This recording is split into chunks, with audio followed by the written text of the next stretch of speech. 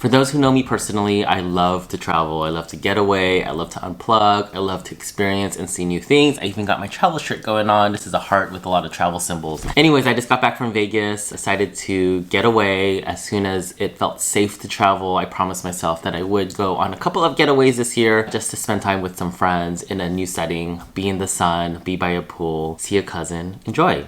Anyways, if this is your first time here, my name is Neville. I live here in San Francisco. I enjoy talking about personal finance, investing in your future, whether that's financially and or spiritually, and making sure you just live the best life possible. So if this content speaks to you, please hit a thumbs up and also consider subscribing. So in today's video, I wanted to talk about just some travel tips and how to save money when you do decide to go on vacation and travel. And all of these tips I do use for myself, and I've compiled 10 tips that help me out over the years. The first tip I have is related around food, and I'm talking about food prior to your vacation. Besides your mortgage or rent and your car, food is a pretty high ticket item in regards to spend. And so what I've learned over the years is, gosh, I should have not went grocery shopping 1 week or a few days prior to my departure. What was I thinking? I wasted so much food. So my tip there is to be mindful of 1 week or 2 weeks prior to stop grocery shopping, shop your pantry, look in what's in your fridge, what is going to spoil during your vacation. If it's a short trip, will it last for the 3 days? If it's a longer trip, you know what to do. You got to clear out that refrigerator and use what you have. I also love going through and seeing what I could freeze. Cheese freezes really well. If you have like blueberries or strawberries, you can wash them and put them in Ziploc bags and store them in the freezer and put those in a smoothie. So there's lots of creative ways to save the food that you've already spent money on. Another tip though is actually on the travel back. When you're traveling a long distance and you're on a plane and then you land and maybe it's an odd time of the day and then you have to catch a car or a train and head home, you don't really want to cook. So what I've learned is, instead of ordering Uber Eats on the car ride home to have it ready when I get home, is just to have ready to go pre-made meals in the freezer, pop it in the microwave. You could unpack a little bit and unwind and you can have a dinner ready to go. Okay, the second tip that I have is the B word. It's budget, budget, budget, budget. You know, I love spontaneous trips, but I think the trips that I've enjoyed more is the budgeting piece. And it really starts being very disciplined months or even a year ahead. And it's really thinking about a calendar year, analyzing your calendar. Okay, what special events are happening? Okay, my friend's 40th birthday is coming up. He wants to do a trip. He hasn't decided where to go, but in my mind, I know I need to save up for that. So just taking time to allocate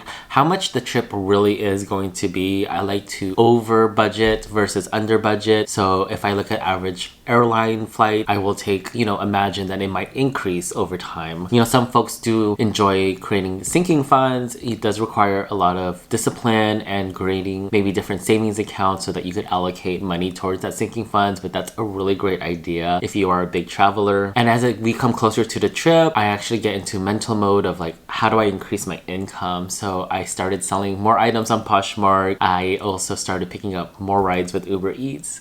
And just a quick story, I went to Las Vegas a few years ago and it was a special trip where a group of friends were able to go. As a group, we decided to get a cabana at Encore Beach Club. For those who have been there, it's very expensive. It actually came up to, I believe, $400 or $500 for each person. And there was a group of 10 of us. So that covered the table service, the 2 bottles of alcohol, and obviously a place to sit. I know it's ridiculously high, I know. However, that 2 months prior, I just said, okay, I'm going to do 1 Uber Eats ride every day after work. And I actually paid off the $500 up front. And I felt so good because I didn't have to worry about that particular expense, which was the most expensive item that I had to spend on for that particular vacation, which was very nice. Whenever I travel, I do like to look at all the points available. So pull up your Expedia account, your Hotels.com account. If you are a loyal customer of an airline, I'm a big Alaska flyer. I also fly Southwest, but you accrue points, and I also have a credit card that syncs to my Alaska account where I earn miles depending on what I spend for the month. So I do use that card for every single item that I can pay off with the next paycheck as soon as the statement comes out. So I am consumer debt free, so it does work for me. So I wouldn't advise that if you are in debt and trying to pay off, you probably want to pause on the vacation. However, if you are ready to go on vacation and you want to accrue as many points and miles before that, that's a really great way to earn some flights or discounts on your tickets. I actually was able to pay 2 of my flights this year with my Alaska points, and it just was moving over things that I was going to pay anyways.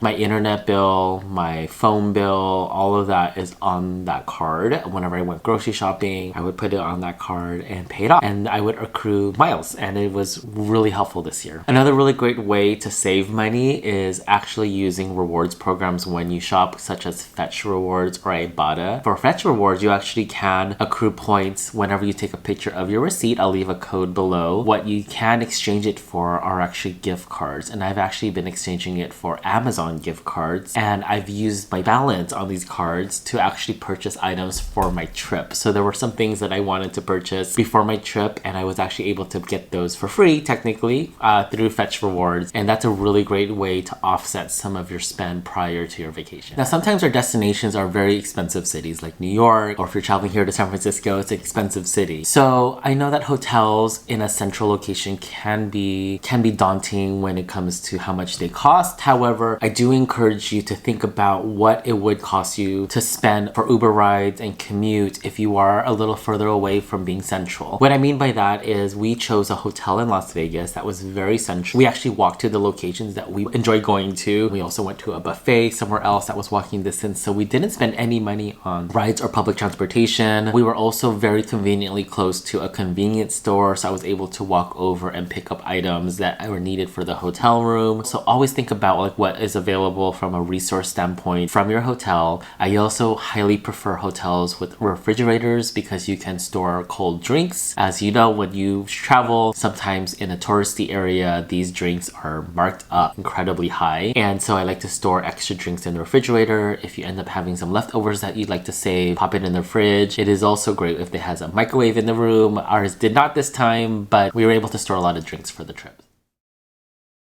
Alright, the next tip I have is this water tumbler. You gotta bring this. I don't know what I was thinking, but over the years in the past, I would go to the airport and I would buy bottled water. What was I thinking? Those things are so expensive. So I've been using one of these and I bring it everywhere whenever I travel, and there are filtered water stations throughout SFO Airport. So I go through the TSA line, fill this up. I usually try to hydrate as much as possible. So what I do is I fill it up at the station and then I drink it to get hydrated, and then as soon as I know we're about to board soon, I make sure it's topped off, so then I have water on the flight, and then also potentially when we land, and have water available, and then fill it up at the water station once I land at the other airport. So this has been really helpful. This is also great when you are walking around a new city and touring. You could bring this and you will not be tempted to actually buy bottled water. But also, usually when you're hungry, you're actually thirsty, and so if you just keep hydrated, it'll kind of keep the appetite in control, and you will actually save money by not buying a lot of food. Now, I mentioned earlier that a refrigerator is really a key to saving money at a hotel room. So if you are going to have that, you need to take time to stock up. So what I mean by that is scheduling and mentally knowing that right when you land, go the extra 20 minutes, go to the convenience store, pick up everything you need for the room. So if you enjoy coffee, Starbucks was ridiculous. It was like $7 to $8 for a coffee cup. I enjoy coffee. I need coffee in the morning. So why not go to the convenience store and pick up iced coffee, the individual ones or the larger one. You could get your snacks for the room, and also a huge saver would be the liquor. So if you're traveling to a party city like Las Vegas, these drinks are incredibly expensive. So why not have a pre-drink in the room with your friends? You could grab a bottle at a much lower cost and share the cost with your friends. Now going back to the subject of food, and this is when you're on vacation and everything just looks so good and you want to try new experiences. It's really great to communicate with your friends. What are the expectations for spending time together on food? So if you have a group, and is it realistic for you to all eat 3 times a day, breakfast, lunch, and dinner? Probably not. So we always have really great communication where everyone throw out ideas of what they would want to eat out there, and we decide on one restaurant as a group and have a nice dinner, one nice dinner. I offset that nice dinner because I know it's going to be a splurge to maybe cutting costs on breakfast or lunch on a couple of days. So for one day, I did get a $5 breakfast sandwich at the Earl of Sandwich, which was really great and delicious. And then we had a really nice steak dinner at the evening, and we went full out,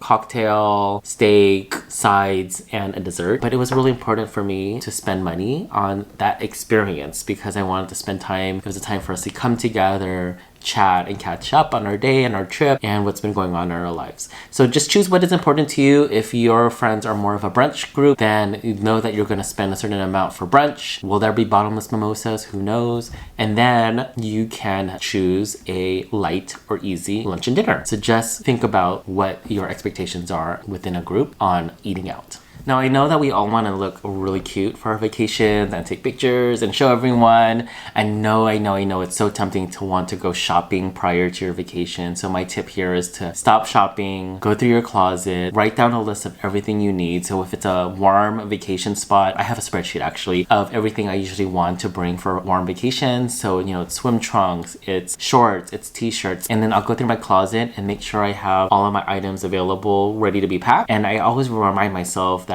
I do have enough clothes. I don't need to impress anyone on my pictures. I don't need new clothes. I don't need to spend money or go into debt to impress others. So my encouragement here is to not spend money for your vacations unless you absolutely need to. Yes, sometimes I do need a different type of hat or maybe my shoes. I just know we're going to do a lot of walking, so I probably should invest in new walking shoes. That's okay as long as you are mindful and budget. However, just don't splurge. I used to want to buy a new shirt because I was worried about everyone thinking that I was wearing the same clothes all the time. It's ridiculous. So anyways, my tip is don't shop. All right, the last tip is actually very Vegas related, but I think you could kind of tie it into any vacation. And it's if you are in a space where it's easy to be tempted to spend your money, such as gambling, being surrounded by slot machines and casinos, leave the debit card or credit cards in lockbox in the hotel room. Lock it up. Don't have it with you. It's going to be so easy to hit the ATM. So if you know you're going to go somewhere where it's going to be probably easier to spend and pull out a card, bring cash for that specific event. So I did that and I locked it up and I felt so good because when I was tempted, I was like, oh gosh, I don't really want to go back up to the room and get my ATMs. Don't do it.